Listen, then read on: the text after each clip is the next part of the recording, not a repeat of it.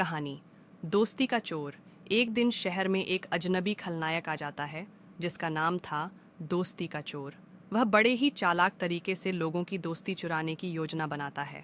उसका मानना था कि अगर वह किसी की दोस्ती छीन लेगा तो उस शहर का हर इंसान एक दूसरे से लड़ने लगेगा और वह शहर पर राज कर सकेगा। शहर के सभी लोग उसकी चालाकियों के शिकार होने लगे।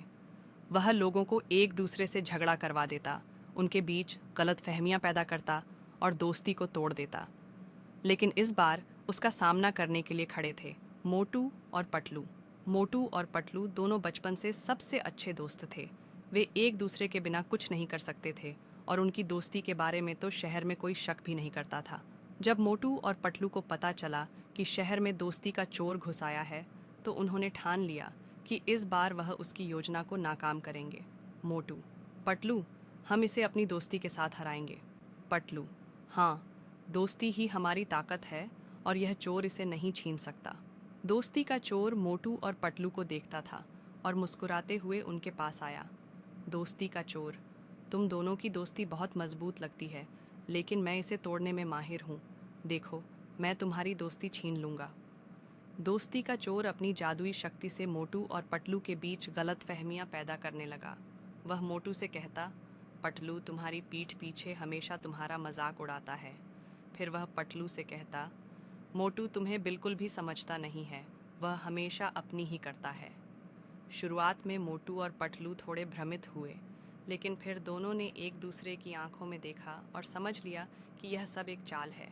उन्होंने तय किया कि वे दोस्ती की ताकत से इस चोर को हराएंगे। मोटू: पटलू, क्या तुम मुझसे प्यार करते हो? पटलू: बिल्कुल मोटू, तुम मेरे सबसे अच्छे दोस्त हो। दोनों ने एक दूसरे का हाथ पकड़ा और दोस्ती के जादू में यकीन करते हुए दोस्ती का चोर के पास पहुंचे। मोटू: तुम हमारी दोस्ती तोड़ नहीं सकते क्योंकि हम एक दूसरे के बिना कुछ नहीं हैं। दोस्ती सिर्फ विश्वास और प्यार से मजबूत होती है। पटलू ने कहा, हमेशा याद रखना, हमारी दोस्ती किसी भी जादू से ज़्यादा ताकतवर है। दोस्ती का चोर हैरान हो गया और उसकी जादुई शक्तियाँ धीरे धीरे ख़त्म होने लगीं। वह समझ गया कि दोस्तों के बीच का प्यार और विश्वास किसी भी ताकत से ज़्यादा मजबूत होता है। आखिरकार दोस्ती का चोर हार मानकर शहर छोड़कर भाग गया। मोटू और पटलू ने अपनी दोस्ती को और भी मजबूत किया और सबको यह सिखाया कि असली दोस्ती जादू से नहीं बल्कि सच्चे दिल से बनती है। शहर के लोग फिर से एक दूसरे से खुश रहने लगे और दोस्ती का चोर कभी भी वापस नहीं आया। और इस तरह मोटू और पटलू ने साबित कर दिया कि दोस्ती का कोई चोर नहीं हो सकता। समाप्त।